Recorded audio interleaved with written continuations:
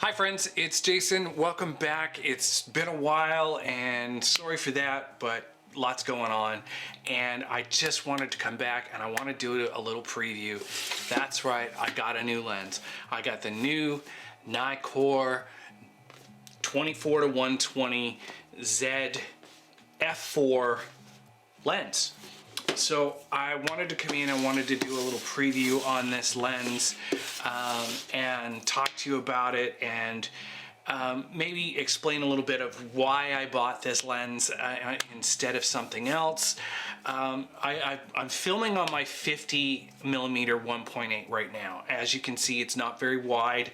I've got the camera quite a ways away from me, and I wanted something that had a little bit more width for when I'm out taking landscapes, etc. Whether it or real estate or anything like that. And the f4 seemed pretty good for that. So I've started seeing, I had started seeing some pretty good reviews on it. There weren't many because obviously with supply chain issues and things like that, there wasn't a lot of stuff out there, but things are starting to change a little bit and things are starting to become available. Now, if you look at it, this is the entire lens. This is the whole thing. This is 24-120. This is a tiny lens for that range. And that was another reason why I wanted this lens, is because the range is from 24 wide to 120 full frame, all constant at f4, which is pretty amazing for a lens this size. Now also, it is a lens that extends. That was a little deterrent for me, but one thing with these lenses is it is weather sealed. So, and I've heard good things about the weather sealing on this lens. So I went for it. Now I want to talk a little bit about the features, specs, whatever you want to say about this lens. I'm going to look at my notes and I'm just going to talk about them quickly. As I said, it is 24-120.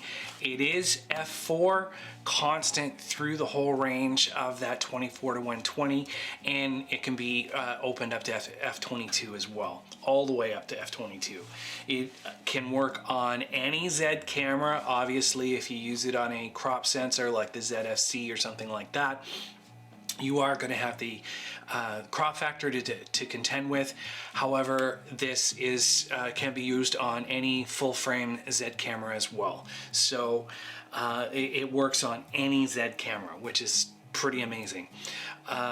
It is 630 grams. It's not that heavy on a small body like I'm using the Z6 II. It doesn't add a lot of weight. It's like I said, it's only 630 grams. It balances very well on the camera, so you should have no problems with weight. That was another factor why I went with an f4. In the camera bag, I've got my 70-200 f4. I've got my 50mm 1.8 Z, and I've got the 24-120 f4 Z. So I'm covered pretty well across the board. The lens, I haven't done a lot of shooting with it yet, so that's one thing that I'm going to do another video with lots of pictures, lots of images, so that you can actually see the difference between the 24 and the 120 through the whole spectrum. I want to take you through all of that so that you can see it. I won't get too technical on things, but I do want to be able to show you the full range out so that you can see it, not just sitting here close up in the studio.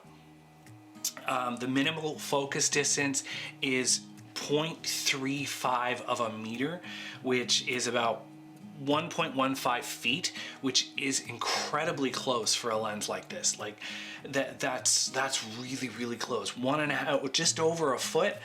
Then as well, once you're at that foot, you can zoom into a full 120, and this thing can do it. It's pretty incredible. It is an S-line lens, which is like Nikon's Supreme. I don't know what the S stands for, but it is their top of the line Z lenses. It does come with a 77mm filter thread. That was another factor as well, because I already had a 77mm ND filter from a previous lens, so that will fit right on here, and that will be amazing. This lens, the pricing is it's $14.99 Canadian before taxes, which is about $11.50 US or 1,100 euros. So that'll give you a perspective of the different price ranges. Again, that's $14.99 Canadian, 11.50 US, and about 1,100 euros. So what I'm going to do now is I'm going to switch from my 50 to this so that you can actually see this for video a little bit in this video, and I will film the rest of the video with this lens. As you can see, this is way wider. This is at 24 millimeters. I've even brought the camera closer by about 2 feet, and this is still a little wide for me, so I'm going to adjust that, and I'm going to pull it in a little bit. So here I've pulled it in a little bit further. We're now currently at about 35 millimeters at f4. My ISO is about 1,000 right now. It's a little high for what where I would really like it, but my room is dark. I don't have a lot of lighting yet. I'm working on getting some better lighting in here. So that's on the list, but like I said, right now we're at 35 millimeters f4 on the Nikon 24-120 on the Z6 II. I've got my deity mic plugged into the camera right now, so that's what you're hearing. The D3 Pro is above me.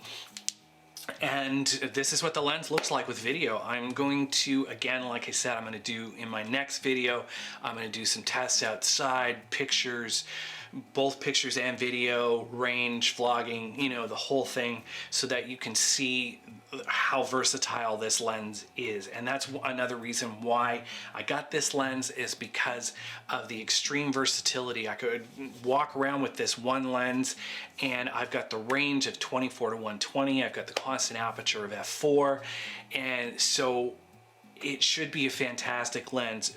I will tell you, since I got this lens, I've only had it a few weeks, and I haven't had a lot of time to shoot with it, but it's not been off my camera. I haven't taken this off my camera once yet.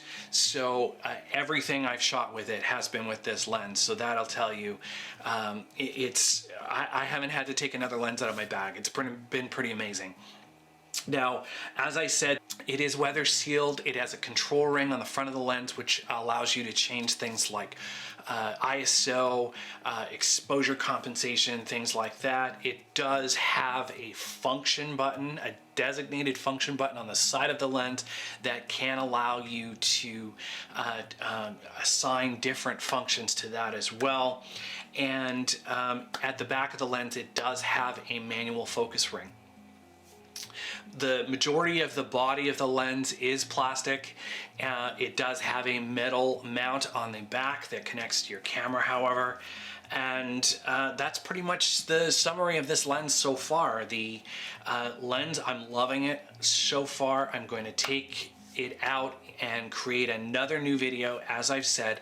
So if you want to see actual tests with this lens out in the field, taking pictures, doing video, hit the subscribe button down below, hit the like button if you enjoyed the summary of this lens, and I will see you again next time.